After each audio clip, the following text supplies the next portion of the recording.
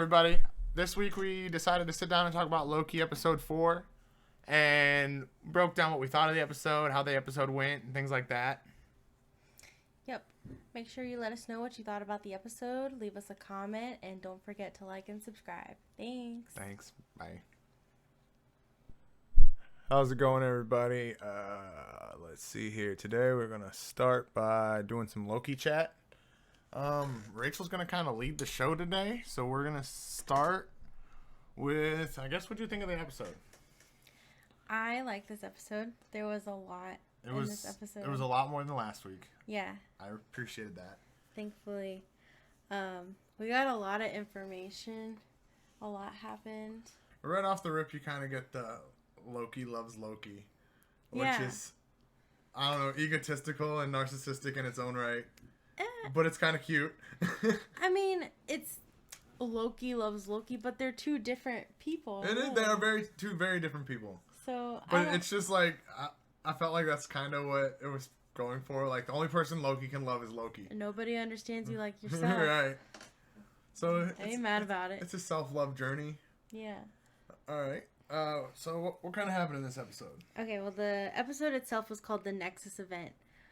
Which we talked about before, is a word that keeps popping up in this, and it popped up in this series and in WandaVision. So I think that's going to be kind of a running theme in the next few MCU. And we kind of talked about, we don't know if a Nexus event is what the Nexus event really is. We don't know if it refers to a person or the event itself. Right.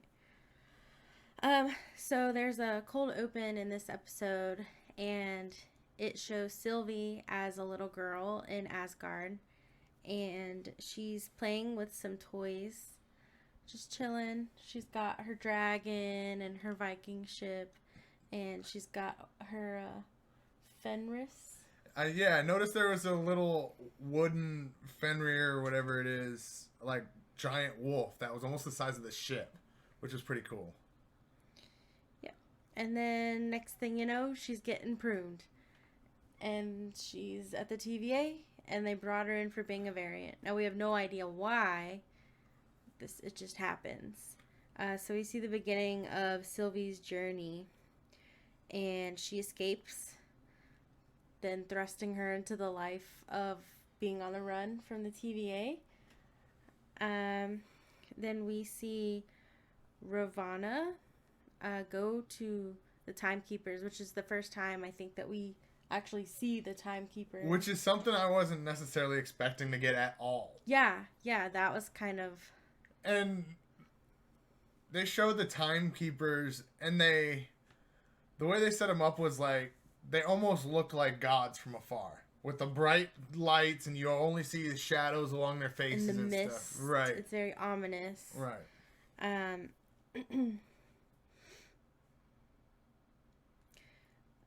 Then, let's see.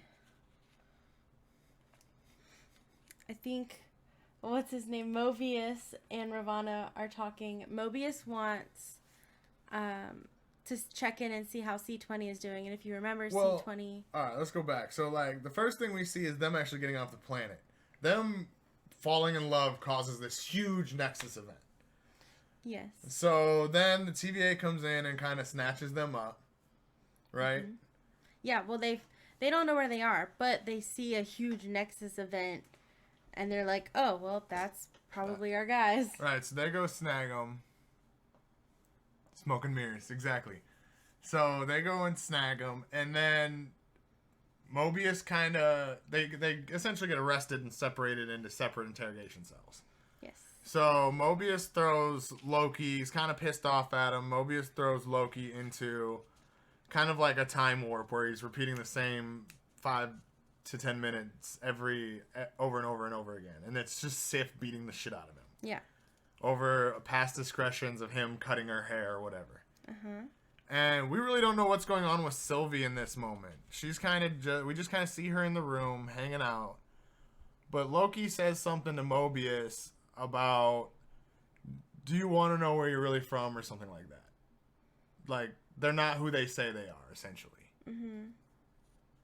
So, and then we get whatever the big strong woman TVA agent is kind of helping because she's questioning what's going on. She's questioning the reality of the TVA because what do you got to say? You're skipping way ahead from everything I've got. What do you got? Okay, so he does try to check in on C-20 before we see Loki and Sylvie. Well, you jumped to when Mobius was sitting with the woman, didn't you? No. Oh, my bad. Okay, so originally he tries to check in. Yes, the TVA is lying to you. He tries to check in and see how she is, and Ravonna just kind of blows him off and said, "Oh, she's dead because her mind got scrambled. She went from bad to worse." Okay, yeah. Sylvie... She just progressively went worse and worse. My bad. Yes. And then we're back on Lamentus with Sylvie and Loki, and they're having, they've kind of accepted that they're probably going to die in this apocalypse because they have no way to get off the planet. They talk about her life in Asgard as a child. Again, they mentioned the word chaos, which also keeps coming chaos up. and order, which I think in the Marvel universe they're brothers or something. Yes, exactly. She talks about her life on the run, and every time that she went anywhere, it caused a Nexus event. So that's the reason why she started hiding in apocalypses, is so she wouldn't be detected. Correct. Okay. And they talk about how... and this is when we kind of get, the beginning is when we get a feel for how long Sylvie has been doing this. Yeah. Since she was a child. Long time. And if you remember last episode, she said she barely remembers her mother, which I guess that would be why, because she was very young. Correct. When she was taken by the TVA. Yes, so then they have this love connection, and that's when the TVA picks up on their location, brings them back, separates them. Loki tries to tell Mobius the truth, that the TVA is lying to him, and Mobius is like, "You're not going to trick me again. I don't trust you." And he puts him in a time loop where Sif beats the shit out of him. The wolf, what is it? The boy who cried wolf? Yeah, you can only trick him so many times. He tries and tries and tries and tries and tries to get Sif to not beat the shit out of him every time. He even comes to a resolution that, I was an asshole. And I wanted... Now, the one time she didn't beat him up, was that because Mobius showed up to pull him out? Maybe so. I don't know if that was a choice, per se, or just Mobius... Maybe. Because if Mobius was going to throw him back in later in the episode, it doesn't stand to reason that that's the reason she stopped. Yeah. I don't know. So, Mobius also mentions that the TVA has taken in Kree, Titans, and vampires. Yes. Which was kind of a cool nod because we know who the Kree are. We saw them in Captain Marvel. Titans, do they mean Thanos' people? Like the people on Thanos' planet? Very well could be. Because Thanos' son is a Marvel character with Thane. So you never know where that could go. Yes. I also think the planet Titan has something to do with the Eternals as well. So you might not have seen the end of that. Right. And vampires. You've got both Morbius and Blade coming up. Not Mobius, Morbius. Morbius. I said Morbius. I know. And that's the Jared Leto movie that's been on hold for 3 years now. Yeah, I want to see that. So Loki's being interrogated by Mobius, and Mobius is kind of shook at the fact that two Lokis could be in love with each other. Yeah. He thinks it's ridiculous. He thinks very much like that is the most narcissistic thing I've ever heard. Yes. Doesn't get it. But anyways, he calls it chaos. Yes. Again, the word chaos. Loki he's like got a last ditch effort to try and tell Mobius the truth about the TVA, and Mobius is still pretty skeptical, but he's getting there. So next scene, B-15, she is starting to, she's still kind of reeling from the episode where Sylvie had enchanted her, and she's still kind of got like, what happened in my mind? Like, it's starting to make sense to her, and she's questioning everything. Yes, she is starting to question everything. Mobius starts asking questions as he's in the room with Ravonna, and she's just really quick to want to put the whole thing behind them. They capture the Lokis, let's just prune them and be done with it, right? Right. And he's like, I kind of want to, I have some follow-up questions.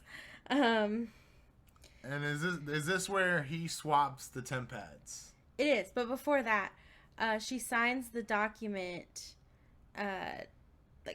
to execute Loki. She signs the document with the same pen that we saw in a previous episode that had, what was it, Franklin Roosevelt High School? Yeah, which we've been seeing that it might lead back to multiverse stuff with Spider-Man. You're right, the Andrew Garfield version. Not Tom Holland or Tobey Maguire, Andrew Garfield. So that was cool. We were wondering about that a few episodes ago, so that's cool. But she kind of patronizes him and, offers him a drink and sends him on his way. But he switches the temp pads, and to us that seems like, okay, maybe Loki's getting through to him. Now C-15, back to her, she goes and confronts Sylvie, and she wants to know, what did you do to me? Was it real? What's going on? Right. And Sylvie does a little mind thingy again, and shows her life, and she was like, I was happy. Right, like I had a life. Yeah, which is so sad. Meanwhile, Mobius is using the temp pad that he stole from Ravonna to watch the debrief. Thanks, Rooster John. Thank you, Rooster John. That's very nice. He's watching the debrief with C-20, and what was she saying when they picked her up from the apocalypse? She was saying it's real. Right. And she's talking about her past life. It's real. And she saw her memories, and she was a variant. And she says all this in the recording, in which you see Ravonna come into the screen and turn off the camera and then presumably kill her. Right.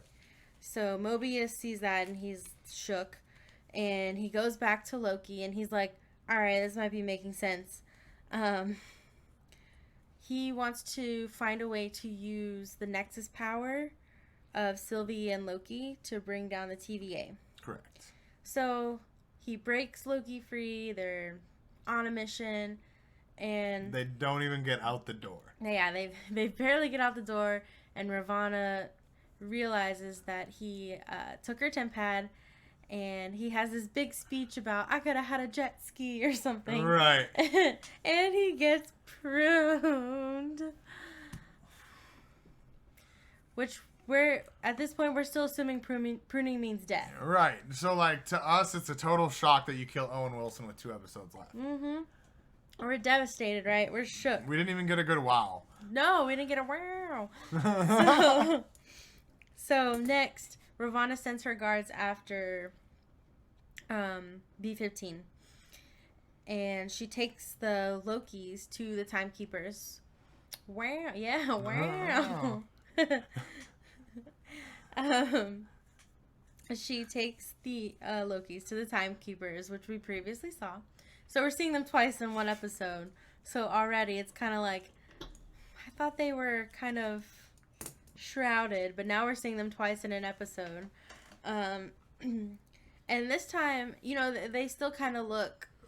But like, go ahead. They still kind of look. They almost look fake this time. They do. They look ominous still, but they look a little bit more animatronic. They don't look. They almost have like a gloss to them that just isn't real. One of them looks like the freaking Lorax. Right. Like Dr. Seuss looking ass. They look very Star Warsy, but like not Wizard of Oz kind of vibes. And so Sylvie is confronting them, trying to talk to them, and they basically are like laughing her off and like wanted to kill her, like kill them. They straight up talking shit to Loki and Sylvie. They were talking shit. Go ahead. No, I wasn't gonna say nothing important. But like I don't want to spoil it yet, so go ahead and continue. Right. So B-15 breaks in, and she's brought weapons, and they start this big fight in this misty room, and it's hard to see who's killing who. But anyway, did something happen to B-15 in there? Or, I don't know what happened, but she just kind of disappeared. Oh, I don't know. I mean, I might have to go back and rewatch, but we don't really see her after that, so I'm not quite sure. Yeah, she just kind of poofed out of existence. Yeah. I don't know if she got pruned or if she escaped or what that deal was. I'm not sure. But Sylvie chops off the head of the middle timekeeper, and clearly we find out it's like a Chuck E. Cheese animatronic. Android, yeah. And I wonder if that's why they were so confident talking shit, because they weren't real. Like, their death meant nothing. I guess so, yeah. You see what I'm saying? Like, they really provoked the Lokis. Which, like, if they were real, they wouldn't necessarily do. Not necessarily, yeah. So then it comes down to the two Lokis, and Sylvie has knocked Ravonna out. And Loki, our Loki, he is about to, what we assume, confess his feelings for Sylvie. But he gets pruned in the back. And this felt very horror movie to me. Like, I told you I saw this coming a mile away.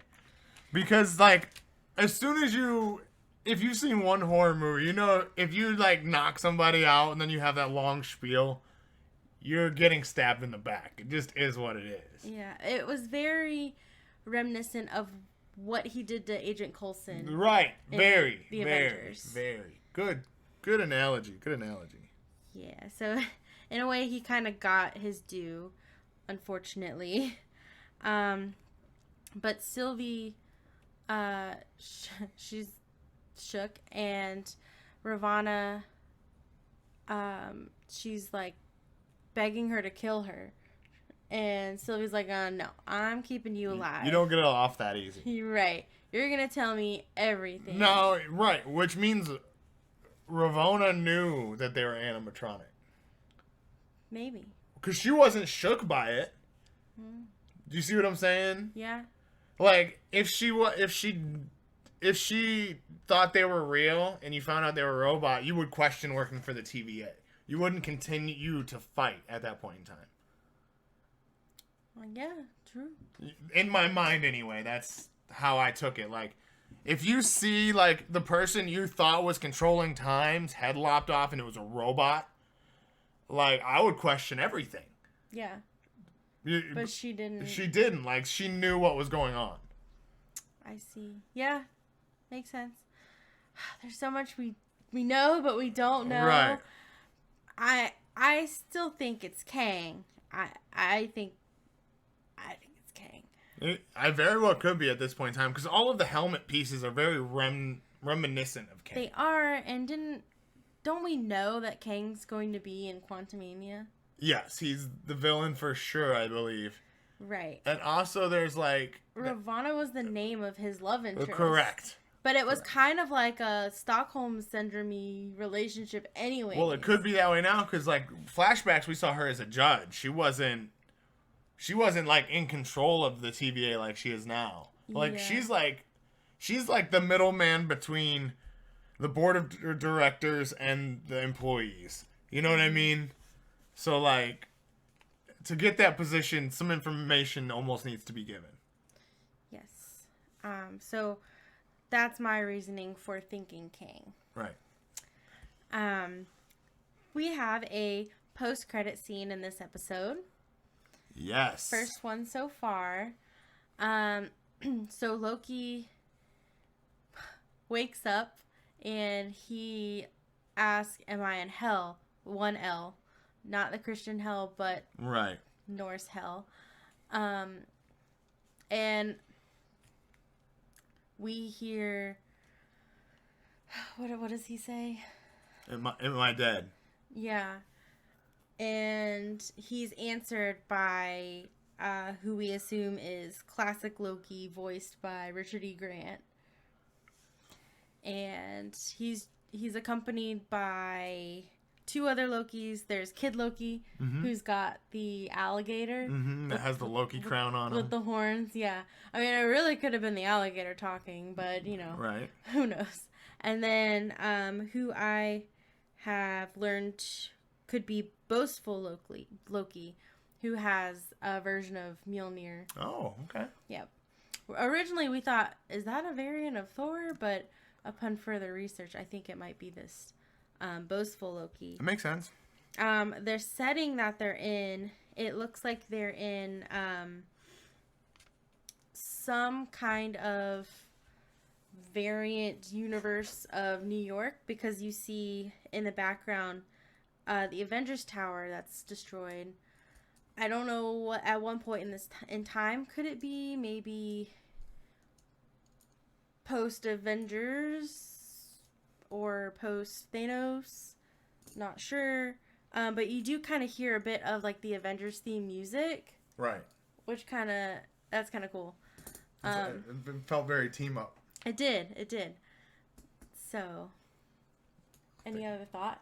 No, I'm ready to see what goes on next week. Me too. 2 episodes left. I hope we get a little bit more time because this one was a shorter one again. It was a little bit shorter, yeah. And I also hope we get to see more Owen Wilson. Now that we know Loki's not dead, maybe neither is Mobius.